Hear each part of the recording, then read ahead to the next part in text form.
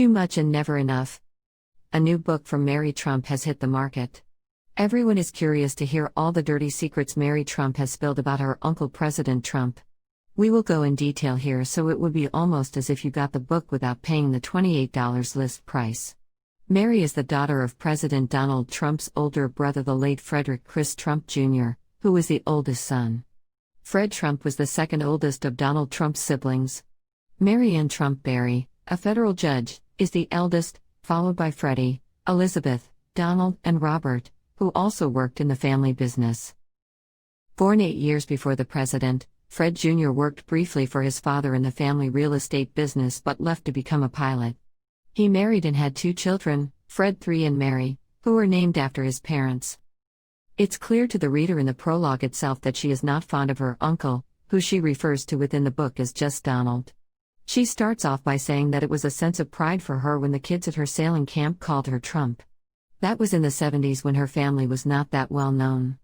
It got more complicated, she says, in the 80s as Donald started branding all the buildings with a Trump name.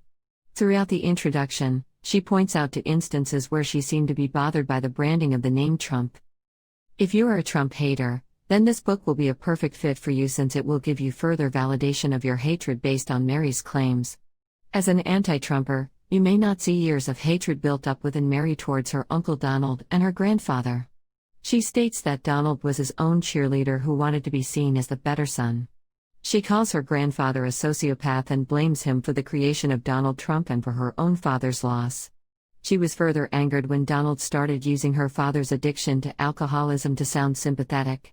Her Aunt Mary Ann, Donald's older sister, seems to agree with her niece's thought process.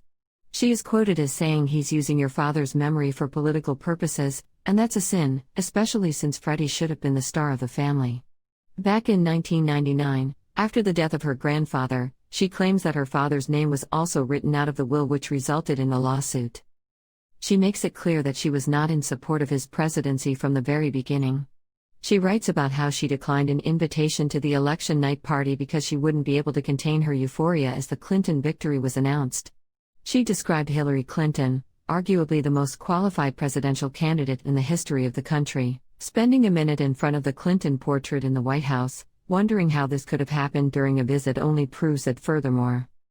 Just reading through the introduction, Mary paints the picture of a dysfunctional family, or perhaps it's just her who has alienated herself from the family. She speaks of coming across her cousin Eric Trump and his wife Laura at a White House dinner.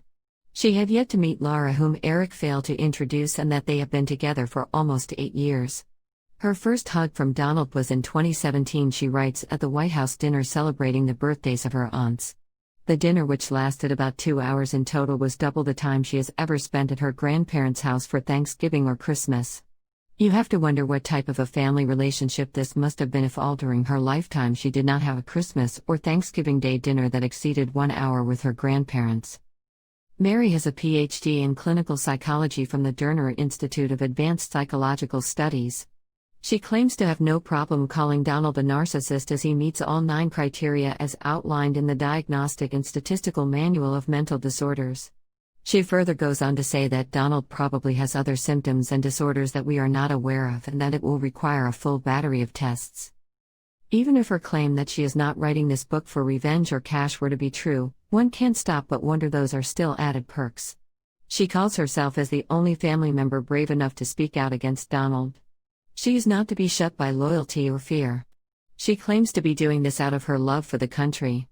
As I read the introduction to this book, I found a clear hatred towards her uncle Donald, his siblings, and her grandfather that has emerged from the loss of her father as a 16-year-old. She writes the following in her book: Donald, following the lead of my grandfather and with the complicity, silence, and inaction of his siblings, destroyed my father. I can't let him destroy my country. What are your thoughts? Have you read this book?